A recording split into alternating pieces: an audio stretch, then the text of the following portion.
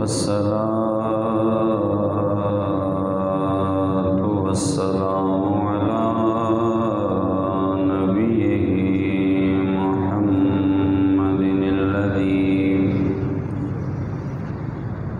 الذي أرسله إلى الناس بشيرا ونذيرا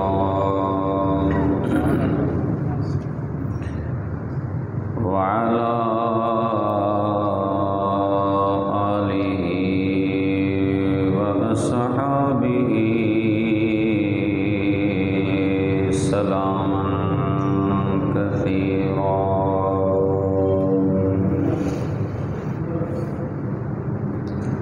أما بعد فأعوذ بالله من الشيطان الرجيم. بسم الله الرحمن الرحيم.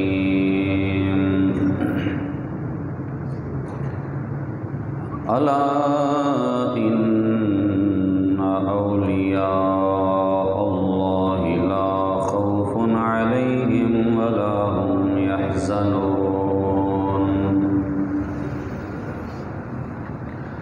الذين آمنوا وكانوا يتقون.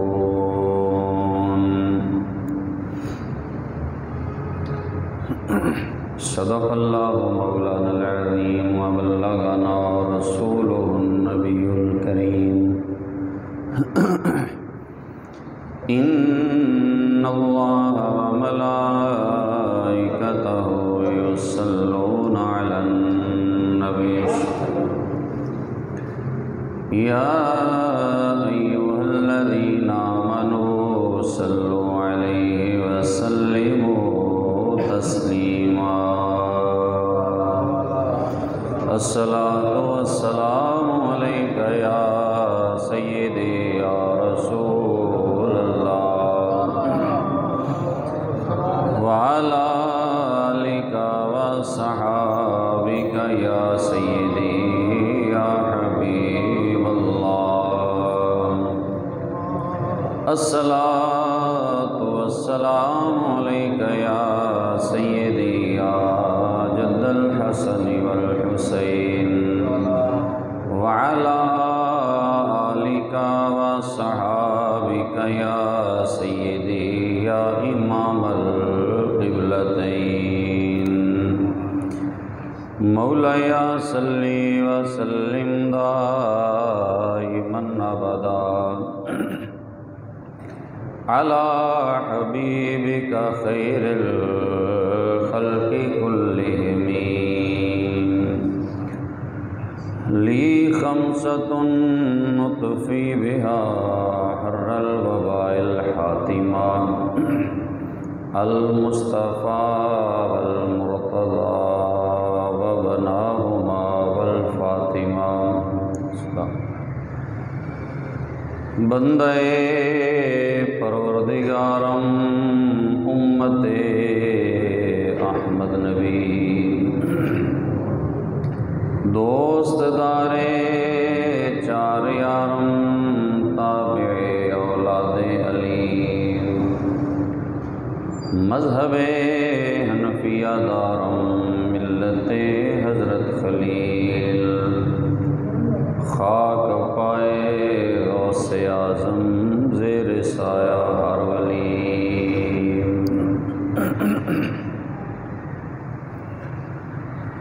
عزیزان گرامی قدر، آج کے جمعۃ المبارک میں سورہ یونس کی آیت نمبر 62 اور 63 آپ کے سامنے پڑھنے کی سعادت حاصل کی ہے.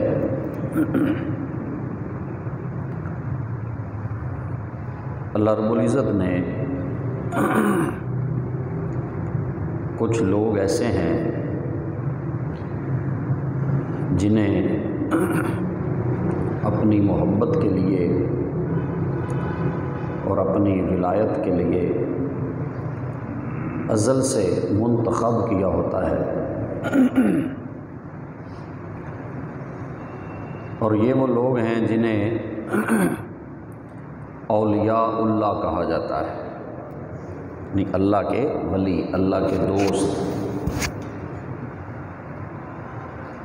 تو یہ ولایت جو ہے یہ محض اللہ کریم کے فضل اور اس کی نگاہ رحمت سے ملتی ہے۔ جس پہ اللہ کا فضل ہو، اللہ کریم کی رحمت ہو، اللہ کریم جسے منتخب فرما لے اسے وہ اپنا دوست بنا لیتا ہے۔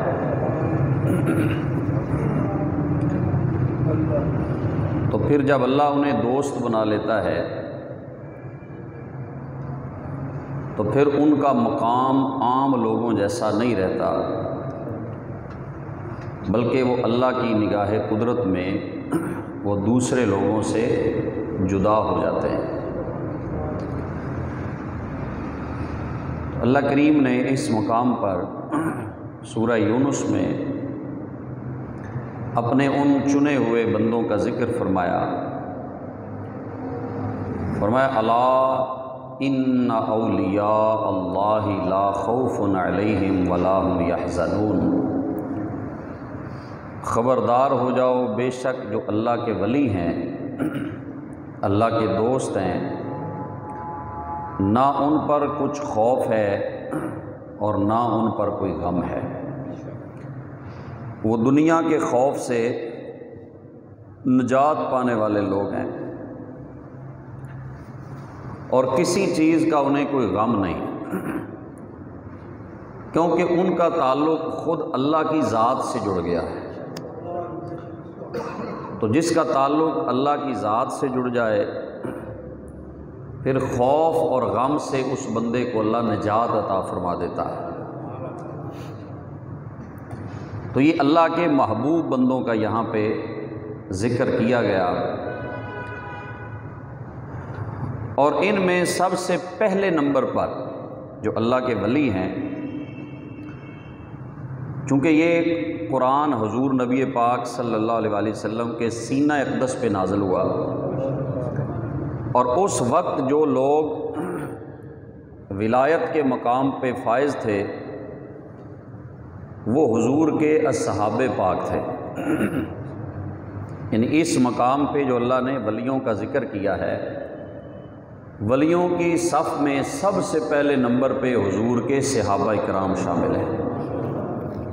یہ بات سمجھ میں آنے والی ہے نا کہ جب یہ آیتیں اتری تو اس وقت اللہ کے ولی کون لوگ موجود تھے؟ وہ حضور کے صحابہ تھے، باقی تو بعد میں آئے نا جی اللہ کے ولی۔ جو اس وقت جن لوگوں کی بات کی گئی، جن لوگوں کا مقام بیان کیا گیا، وہ نبی پاک صلی اللہ علیہ وآلہ وسلم کے اصحاب پاک، جن کو ولایت کا مقام حضور کی نگاہ نبوت سے ملا ہے۔ یعنی انہیں جو ولایت ملی، انہیں جو اللہ کا قرب حاصل ہوا، اللہ کریم کی محبت ملی، یہ انہوں نے ڈائریکٹ اللہ کے محبوب سے یہ مقام حاصل کیا۔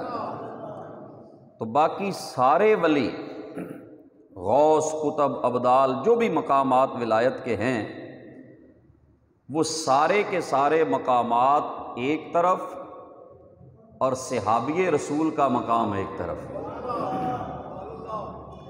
اس پر اتفاق ہے ہمارے علماء کا، اسلاف کا، کہ دنیا کے سارے غوث، قطب، ابدال مل کر بھی صحابی رسول کے قدموں کی جو مٹی ہے نا اس کے برابر بھی نہیں ہو سکتی۔ کیوں جی؟ اس وجہ سے کہ انہیں جو مقام ملا ہے نا حضور کی صحبت والا، جو سرکار کی صحبت سے انہیں فیض ملا ہے، وہ مقام اللہ نے کسی اور کو نہیں عطا فرمایا۔ تو یہاں جو ولیوں کی بات ہوتی ہے، جب بھی چونکہ ولیوں کا ذکر ہوتا ہے تو اصحاب رسول کو اس سے باہر سمجھا جاتا ہے، حالانکہ ایسی بات نہیں۔ اصحاب رسول ولیوں کی سب سے پہلی صف میں شامل ہیں۔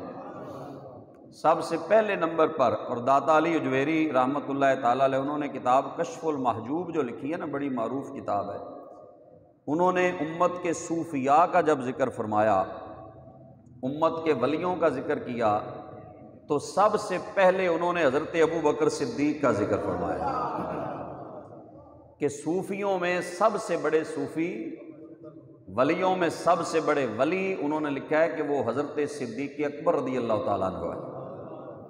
اور پھر انہوں نے ذکر کیا حضرت سیدنا عمر فاروق رضی اللہ عنہ کا، پھر حضرت عثمان ذو النورین کا، پھر مولا علی پاک کا ذکر کیا، پھر امام حسن مجتبیٰ کا ذکر کیا۔ اس ترتیب سے انہوں نے بتایا کہ یہ وہ لوگ ہیں جنہیں سب سے پہلے اللہ نے اپنا ولی بنایا، اور حضور کے صدقے یہ سارے مقامات انہیں حاصل ہوئے۔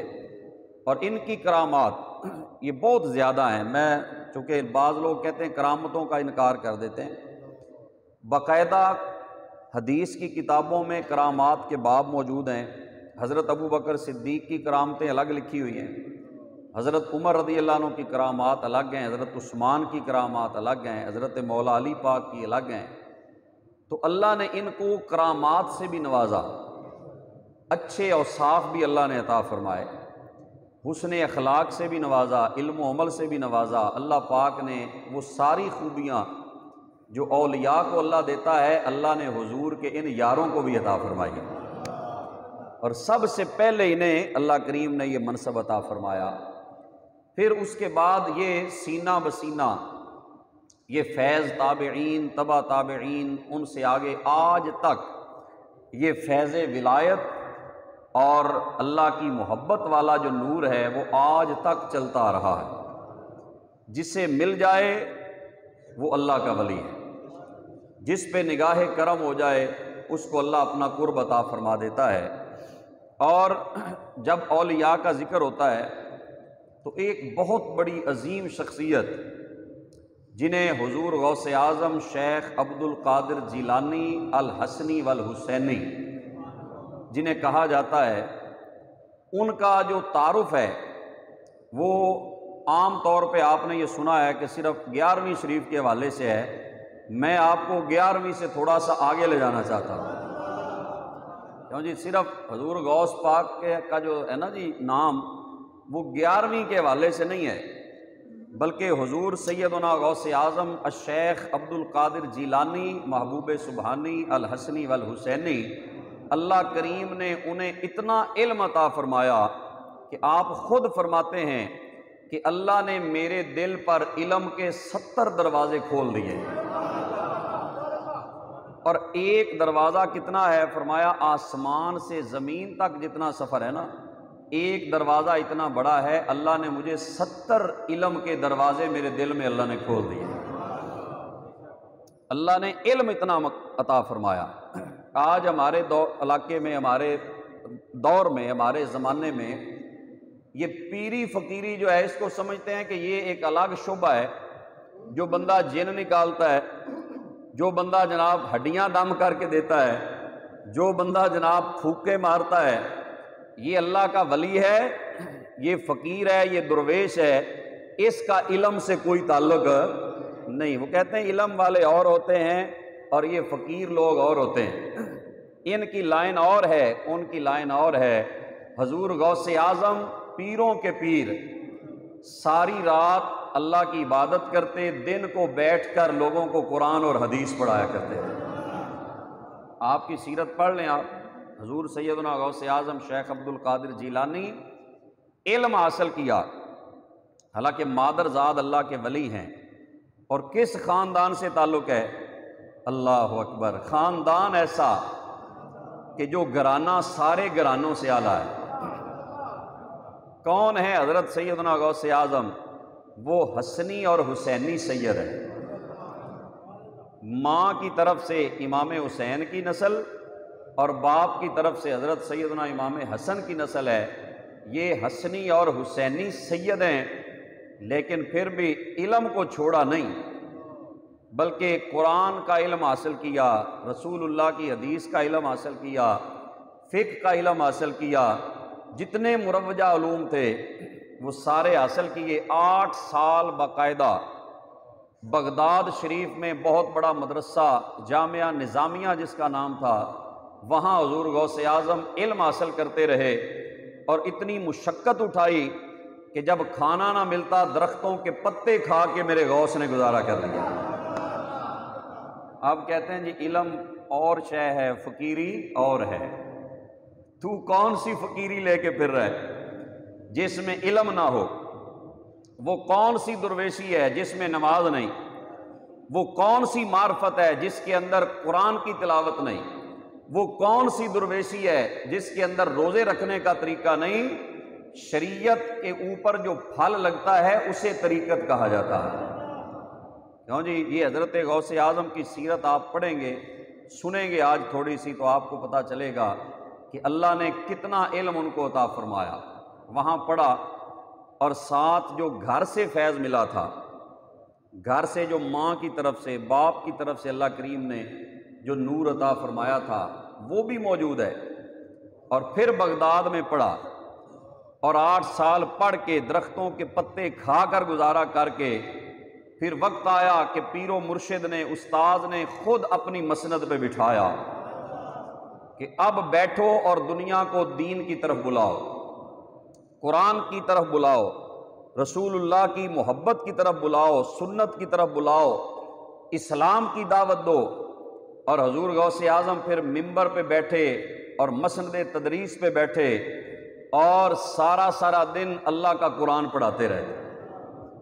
قرآن کا علم پڑھایا، سرکار کی حدیث پڑھائی، حضور علیہ الصلوۃ والسلام کی محبت کے جام دنیا کو پلائے۔ حضور سیدنا غوث اعظم الشیخ عبد القادر جیلانی، اور آپ فرماتے ہیں، خود آپ فرماتے ہیں، درست العلم حتی صرت کتبا، فرماتے ہیں میں علم پڑھتا رہا یہاں تک کہ اللہ نے مجھے کتبیت کا مقام عطا فرما دیا۔ یعنی آپ کتبیت کے مقام پہ فائز ہوئے، کس وجہ سے؟ فرماتے ہیں میں علم پڑھتا رہا، علم کے لیے مشقتیں برداشت کی، تکلیفیں برداشت کی، مصائب و آلام جھیلتے رہے، پھر اللہ کریم نے مجھے یہ مقام عطا فرمایا کہ قطبیت کا منصب اللہ نے مجھے عطا فرما دیا ہے۔ قطب بن گئے، غوث بن گئے، یہ ولایت کے سارے درجے ہیں۔ جب ان مقامات پہ حضور غوث اعظم پہنچے تو پھر بغداد کے منبر پہ جب آپ خطبہ دیتے تو 70,000 تک مجمع، 70,000 کے قریب لوگ ہوتے جن کو آپ واعظ فرماتے، اور جتنی آواز پہلے بندے تک جاتی تھی اتنی آخری بندے تک جاتی تھی۔ یہ کیا ہے؟ کرامت۔ اسے کیا کہتے ہیں؟ کرامت۔ آپ سوچ رہے ہوں گے ہو سکتا ہے ایسے، بھلا کیسے ہو سکتا ہے؟ تو یہ اللہ کی عطا ہے۔ حضرت ابراہیم علیہ السلام نے مکے میں کھڑے ہو کر جب اللہ نے فرمایا اذن فی الناس بالحج، لوگوں میں حج کا اعلان کرو، تو وہاں بندہ کوئی بھی نہیں۔ حضرت ابراہیم کہتے ہیں یا اللہ یہاں تو سننے والا ہی کوئی نہیں، تو میں کس کو کہوں حج کے لیے آؤ؟ تو رب نے فرمایا ابراہیم اعلان کرنا تیرا کام ہے، ساری کائنات میں سنانا رب کائنات کا کام ہے۔ پھر حضرت ابراہیم علیہ السلام نے جب اعلان کیا تو جو ماں کے پیٹ میں بچہ تھا نا اسے بھی آواز آئی، جو ابھی روح تھی، ابھی دنیا میں نہیں آیا تھا، اللہ نے اسے بھی آواز سنائی۔ جس نے لبیک کہا اس کے لیے اس گھر کی حاضری کو مقدر کر دیا گیا۔ تو جو رب حضرت ابراہیم علیہ السلام کی آواز ماں کے پیٹ کے اندر بچے تک سنا سکتا ہے تو وہ حضور غوث اعظم کی آواز 70,000 بندے کو بھی سنا سکتا ہے۔ اور یہ ہے حضور غوث پاک کی، جب ولی سے ایسا کام ہو تو اسے کہتے ہیں کرامت، اور اگر اللہ کے نبی سے ایسا کام ہو تو اسے کہتے ہیں معجزہ۔ یہ فرق ذہن میں رکھیں، نبی کا کیا ہوتا ہے؟ معجزہ، اور ولی کی کرامت ہوتی ہے۔ یہی چیز اللہ نے اپنے محبوب رحمت کائنات حضور خاتم الانبیاء احمد مجتبی محمد مصطفیٰ صلی اللہ علیہ وسلم کو بھی عطا فرمائی۔ حضور نے 1.25 لاکھ کو خطبہ دیا حجۃ الوداع کے موقع پر، تو 1.25 لاکھ بندے کو اللہ نے حضور کی آواز سنوا دی۔ تو یہ کرامت ہے حضور غوث اعظم کی۔ ممبر پہ بیٹھے 70,000 تک مجمع ہوتا، اور 400 عالم دین بیٹھ کر آپ کی تقریر صرف لکھا کرتے تھے۔ 400 عام بندہ نہیں، عالم بیٹھ کر کیا کرتے؟ حضور غوث اعظم کا خطاب لکھا کرتے تھے، جس کا خطاب لکھنے کے لیے 400 عالم بیٹھے ہیں۔ آپ خود اندازہ لگائیں کہ اللہ کریم نے انہیں علم کا کون سا مقام عطا فرمایا۔ 400 علماء آپ کی تقریر لکھا کرتے اور اس کو محفوظ کیا گیا۔ آج بھی آپ کے خطبات الفتح الربانی کتاب موجود ہے، جو آپ خطبے دیتے رہے، اللہ نے وہ محفوظ کیے، آج تک وہ خطبے دنیا کے لیے رہنمائی کا کام دے رہے ہیں۔ تو آپ جب خطبہ دیتے تو قرآن کی ایک ایک آیت کے بے شمار معنی بیان فرمایا کرتے۔ اس وقت کے ایک بہت بڑے امام تھے، حضرت امام ابن جوزی، جن کا نام آپ نے سنا ہوا ہے، حدیث کے بہت بڑے عالم ہیں۔ امام محدث ابن جوزی، بہت سی کتابیں بھی لکھی ہیں انہوں نے۔ تو یہ اور ایک اور محدث، یہ ایک دن حضور غوث پاک کی مجلس میں آئے واعظ سننے کے لیے، تقریر سننے کے لیے۔ جب آپ نے ایک آیت پڑھی اور اس آیت کی ایک تفسیر بیان فرمائی، تو ان دونوں نے ایک دوسرے کو دیکھا کہ یہ تفسیر تو ہمیں آتی ہے، یہ تو ہم نے بھی پڑھی ہوئی ہے۔ پھر آپ نے دوسری بیان فرمائی، انہوں نے پھر ایک دوسرے کو دیکھا، انہوں نے کہا یہ بھی ہمیں آتی ہے۔ پھر تیسری تفسیر بیان کی، انہوں نے پھر دیکھا وہ بھی ہمیں آتی ہے۔ 11 تفسیریں آپ نے بیان فرمائیں تو وہ انہیں بھی آتی تھی، وہ بھی بہت بڑے عالم تھے۔ جب 11ویں سے آگے 12ویں تفسیر آپ نے بیان فرمائی نا، تو پھر انہوں نے ایک دوسرے کو دیکھا، وہ کہنے لگے یہ ہمیں نہیں پتا۔ پھر 13ویں 14ویں حضور غوث اعظم نے 40 تفسیریں ایک آیت کی بیان فرمائیں، اور جو امام ابن جوزی کو کوئی بھی تفسیر نہیں آتی تھی، صرف 11 آتی تھی، میرے غوث نے 40 تفسیریں بیان فرمائیں جو کسی عالم کے علم میں نہ تھی۔ پھر آپ نے فرمایا الآن رجعنا من القال الى الحال، فرمایا علم کی باتیں بڑی ہو گئی ہیں، قال کی باتیں بڑی ہو گئی ہیں، اب ہم حال کی باتیں کرتے ہیں۔ کیوں جی؟ اب ہم حال کی باتیں کرتے ہیں۔ جب حال کی طرف گئے تو دنیا پہ وجد طاری ہو گیا۔ یہ محدث ابن جوزی اور بڑے بڑے عالموں پہ وجد طاری ہو گیا جب حضور غوث اعظم نے فرمایا کہ اب ہم حال سے قال سے حال کی طرف جاتے ہیں۔ قال ہوتا ہے علم کی باتیں، اور حال ہوتا ہے جس مالک سے علم ملا ہے اس سے تار جڑ جائے۔ کیوں جی؟ اس کی آسان میں آپ کو تھوڑی سی وضاحت بتا دوں۔ حضرت مولانا روم رحمۃ اللہ تعالی علیہ وہ پڑھا رہے تھے، بہت بڑے عالم تھے حضرت مولانا روم، جن کی مثنوی ہے، وہ پڑھا رہے تھے تو حضرت شاہ شمس تبریز وہ آئے، تو انہوں نے پوچھا حضرت مولانا روم سے، جو کتابیں انہوں نے دیکھی نا، انہوں نے کہا مولانا این چیز یہ کیا ہے؟ انہوں نے کہا این قالست تو نمیدانی، بابا یہ علم کی باتیں ہیں، تجھے کیا پتا؟ یہ علم ہے، یہ قال کی باتیں ہیں۔ انہوں نے اٹھائی کتاب ایک اور ایک حدیث کا مطلب پوچھا، فرمایا اس کا مطلب کیا ہے؟ وہ صحیح نہ بتا سکے، تو انہوں نے وہ کتابیں اٹھائیں اور پاس ندی تھی پانی والی، اس کے اندر ڈال دیں۔ انہوں نے فرمایا کہ تمہیں ایک حدیث پوچھی ہے، تمہیں وہ بھی نہیں آتی، کیا فائدہ ان کتابوں کا؟ تو وہ مولانا روم روئے، بابا جی میری زندگی کی کمائی ساری ضائع ہو گئی، یہ کتابیں میں نے بڑی مشکل سے اکٹھی کی ہیں، یہ ضائع ہو گئیں۔ تو حضرت شاہ شمس تبریز فرمانے لگے تو کمائی ایسی کرتا جو ضائع ہی نہ ہوتی۔ تو حضرت شاہ شمس تبریز نے پانی میں داخل ہو کے وہ کتابیں جب نکالی نا، ان کو جھاڑا تو ان میں سے مٹی اڑ رہی تھی۔ وہ مولانا روم حیران ہو گئے، وہ کہنے لگے بابا جی این چیز یہ کیا؟ انہوں نے فرمایا این حالست تو نمیدانی، فرمایا وہ جو تھا وہ قال تھا، وہ قال کی باتیں تھی، یہ حال کی باتیں ہیں، یہ تجھے نہیں پتا، یہ اللہ کے خاص بندوں کو پتا ہے۔ تو اس وقت حضرت مولانا روم نے قدموں میں گر کر حضرت شاہ شمس تبریز کی بیعت کی اور ساتھ کہا مولوی ہرگز نہ شد مولائے روم تا غلام شمس تبریزی نہ شد۔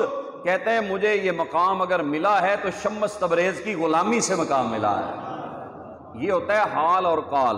حضور غوث پاک نے جب فرمایا نا اب ہم قال سے حال کی طرف چلتے ہیں، تو سارے مجمع پہ وجد کی کیفیت آ رہی ہوگی۔ یہ آپ کی مجلس علم کا کمال تھا۔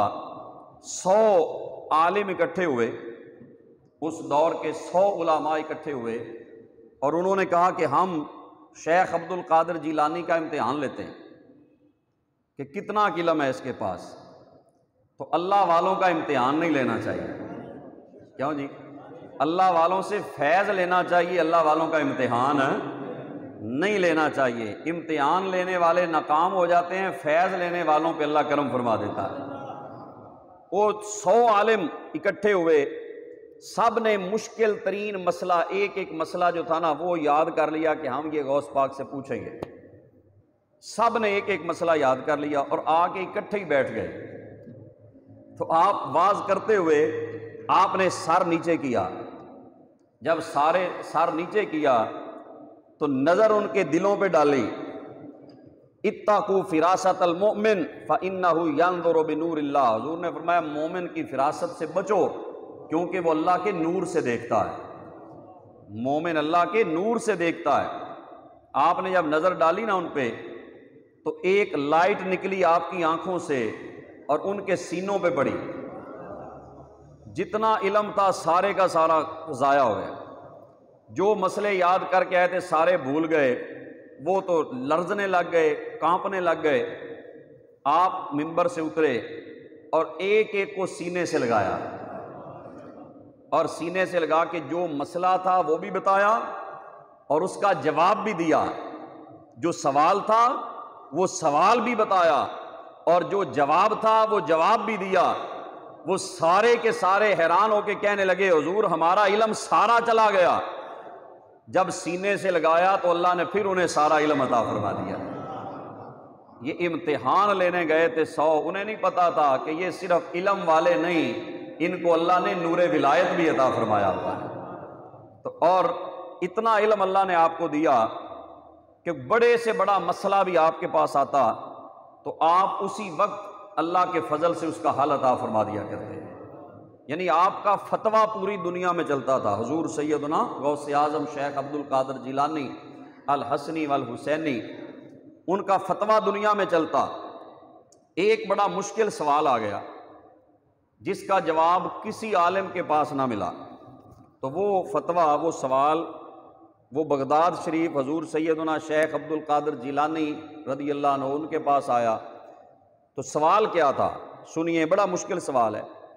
سوال یہ تھا کہ ایک بندے نے قسم اٹھائی کہ میں ایسی عبادت کروں گا کہ جس وقت میں عبادت کر رہا ہوں گا نا کوئی اور وہ عبادت نہ کر رہا ہو۔ میں ایسی عبادت کروں گا کہ جب میں وہ عبادت کروں تو کوئی اور اس وقت اس عبادت میں شامل نہ ہو۔ اگر میں ایسی عبادت نہ کروں تو میری بیوی کو 3 طلاقیں ہو جائیں۔ اس نے جناب قسم اٹھا دی جوش خطابت میں آ کر۔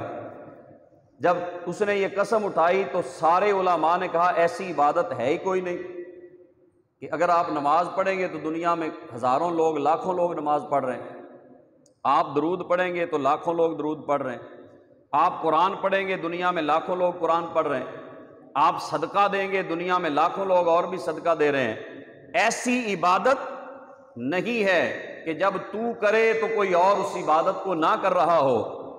بالآخر جب حضور غوث پاک کے پاس وہ فتویٰ آیا نا تو اسی وقت آپ نے جواب تحریر فرما دیا۔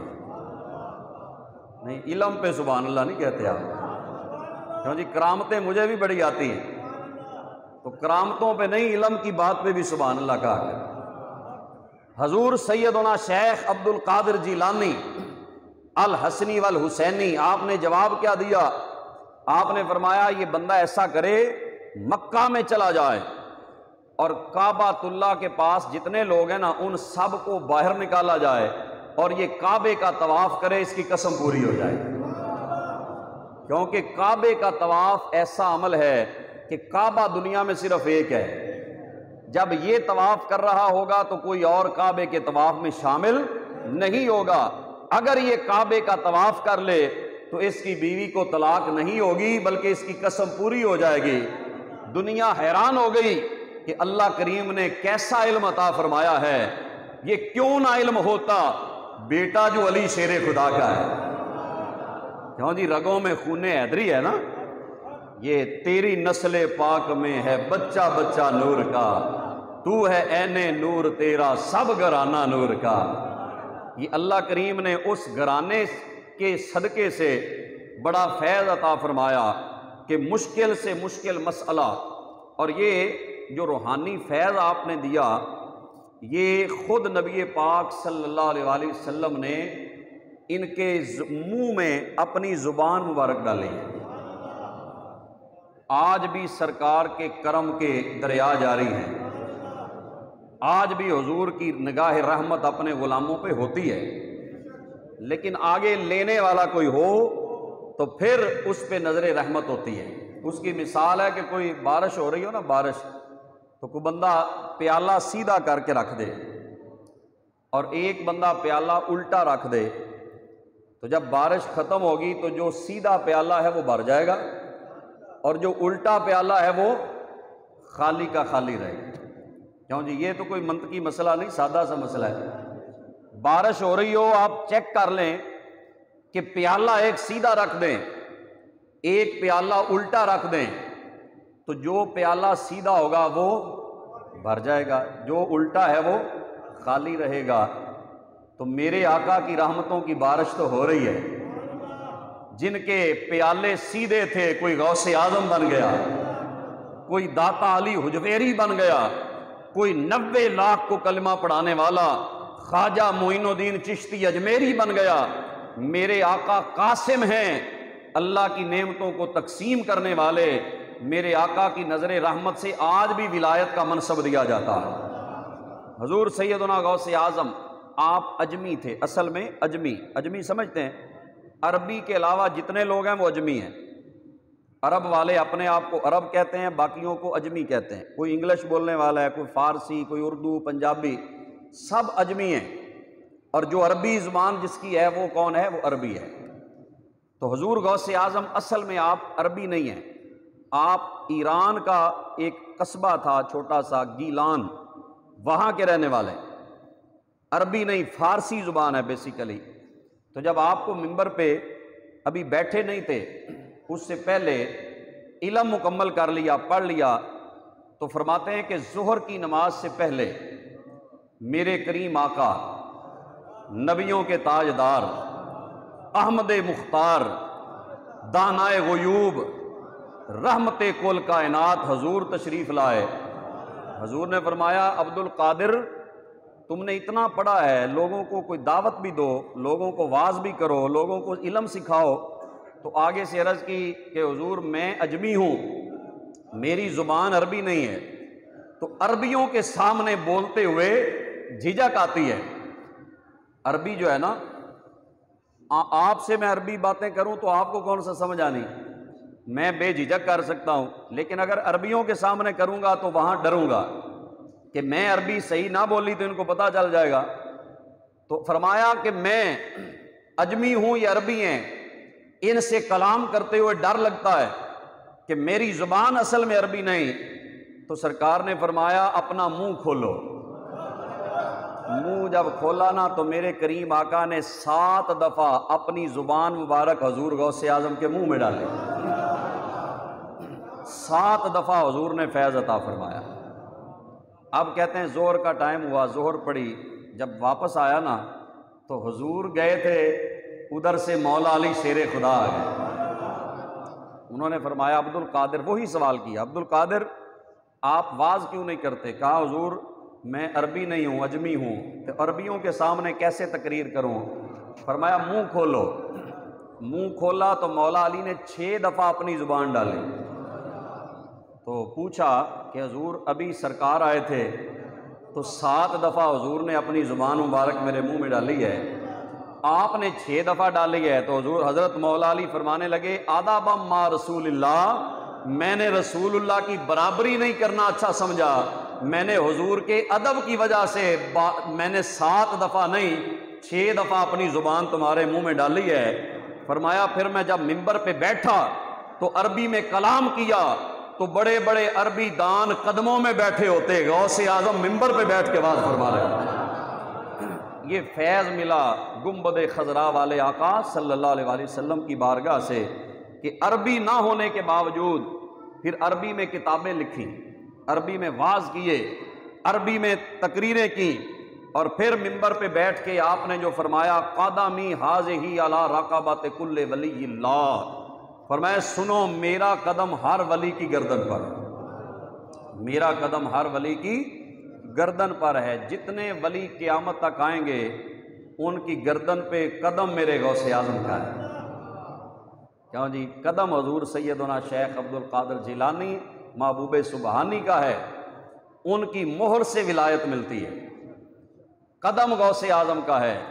اس وقت 313 اولیاء کرام جنہوں نے سر جھکا کے کہا کہ حضور صرف سر پہ نہیں ہماری آنکھوں پہ بھی آپ کا قدم ہے، تو اس وقت ایک اللہ کے ولی جن کی بات میں آپ کو بتانے لگا ہوں، جن کا بر صغیر پہ بڑا احسان ہے، بر صغیر میں جتنا اسلام ہے یہ صدقہ ہے خواجہ معین الدین چشتی اجمیری کا۔ آپ کے دم قدم سے اللہ پاک نے اسلام کی بہاریں لگا دی بر صغیر کے اندر۔ آج ہم اپنا اگر نسب آپ پڑھیں نا اوپر جا کر، کسی کے نسب ہندو سے مل جائے گا، کسی کا سکھ سے مل جائے گا، یہ بعد میں جو اسلام کی دولت ملی، یہ اسلام کی خیرات ملی، یہ صدقہ اللہ کے ولیوں کی آمد ہے۔ اور سب سے زیادہ جنہوں نے اسلام کو پھیلایا بر صغیر میں وہ سلطان الہند غریب نواز حضرت خواجہ معین الدین چشتی اجمیری کی ذات ہے۔ 90 لاکھ کو آپ نے کلمہ پڑھایا۔ تو وہاں اس وقت حضور غوث اعظم کی دور میں حضرت خواجہ معین الدین چشتی اجمیری بھی ہیں، اور ایک ملاقات بھی آپ کی ہوئی، 55 دن اکٹھے ایک حجرے میں گزارے۔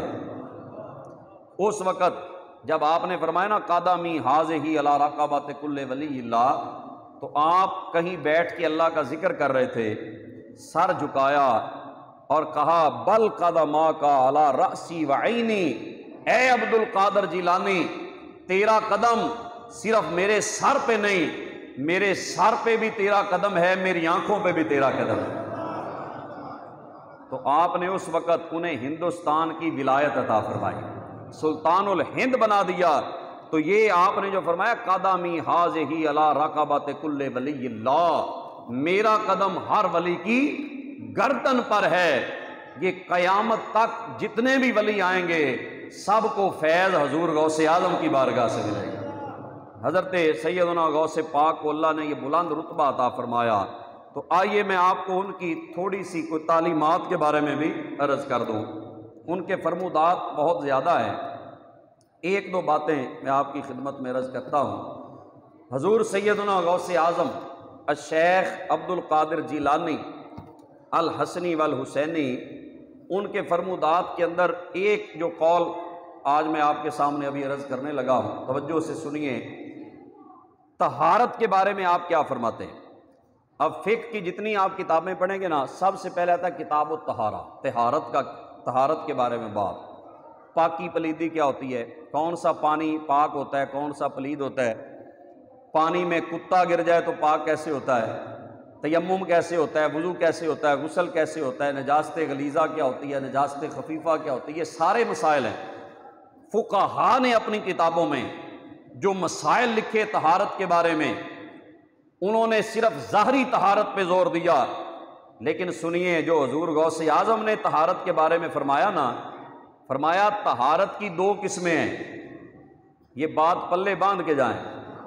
حضور غوث پاک فرماتے ہیں طہارت کی 2 قسمیں، کون کون سی؟ فرمایا ایک طہارت ہوتی ہے ظاہری طہارت، کہ بندہ وضو کرے، غسل کرے، کپڑے پاک ہوں، کپڑوں پہ نجاست نہ لگی ہو، جہاں نماز پڑھ رہا ہے وہ جگہ بھی پاک ہو۔ ظاہری طہارت یہ ہے کہ لباس پاک ہو، ظاہری طہارت یہ ہے کہ جس جگہ پہ آپ نماز پڑھ رہے ہیں وہ جگہ پاک ہو، ظاہری طہارت یہ ہے کہ آپ جس پانی سے وضو کر رہے ہیں وہ پانی پاک ہو، جس مصلے پہ نماز پڑھ رہے ہیں وہ مصلی پاک ہو۔ فرمایا یہ طہارت پانی سے ملتی ہے، لیکن ایک ہوتی ہے دل کی طہارت۔ سبحان اللہ، ایک ہے دل کی طہارت، دل کی پاکیزگی۔ فرمایا دل کی جو طہارت ہے، جو اندر کی پاکیزگی ہے، جو باطن کی پاکیزگی ہے، فرمایا باطن کی پاکیزگی کیسے ملتی ہے؟ فرمایا باطن کی پاکیزگی سچی توبہ کرنے سے ملتی ہے۔ بندہ گناہوں سے سچے دل سے توبہ کرے تو اس کا اندر پاک ہوتا ہے۔ اور فرمایا یہ دل کی صفائی سے ملتی ہے، باطن کی طہارت یہ اللہ والوں کے راستے پر چلنے سے ملتی ہے۔ کسی اللہ والے کی صحبت میں بیٹھے بندہ کسی اللہ کے بندے کے پیچھے چلے تو ان کی صحبت سے دلوں کو کیا ملتا ہے؟ طہارت بھی ملتی ہے، سکون بھی ملتا ہے، پاکیزگی بھی ملتی ہے۔ وہ تو اللہ کے محبوب نے ارشاد فرمایا، بخاری شریف کی حدیث ہے، سرکار علیہ الصلوۃ والسلام نے فرمایا اچھے بندے کی صحبت، اچھے لوگوں کی صحبت کیا ہے؟ وہ ہمارے یہاں نا لوگ وہ بیٹھ جاتے ہیں، جہاں جوا کھیلا جا رہا ہے نا وہاں بیٹھ جاتے ہیں۔ ان سے کہیں یار آپ کیوں بیٹھے ہیں؟ وہ کہتے ہیں اسی کرا کھیڈنے ہیں۔ کیوں جی اسی تو ون نہیں ہے نا، وہ ویکھنے کوئی نہیں رجندہ بھائی۔ نہیں، بری صحبت انسان کے لیے زہر قاتل ہے اور اچھی صحبت انسان کے لیے خوشبو ہے۔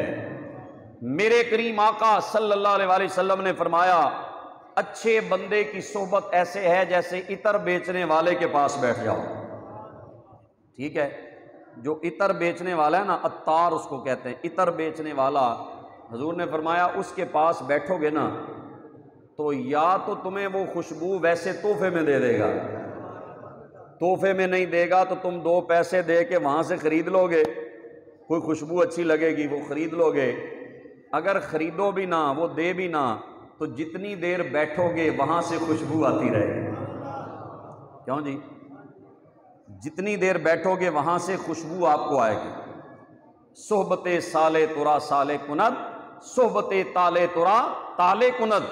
اچھے بندے کی صحبت تمہیں سالے کر دیتی ہے اور برے بندے کی صحبت تجھے برائی کا راستے پر چلا دیتی ہے۔ حضرت میاں محمد بخش رحمت اللہ علیہ نے فرمایا کہ برے بندے دی صحبت جیویں وانگ دکان لوہاراں تے کپڑے پاویں کنج کے بئیے چنگاں پین ہزاراں، تے چنگے بندے دی صحبت جیویں وانگ دکان اتاراں۔ چنگے بندے دی صحبت جیویں وانگ دکان اتاراں، سودا باویں لئیے نہ لئیے ہلے آن ہزاراں۔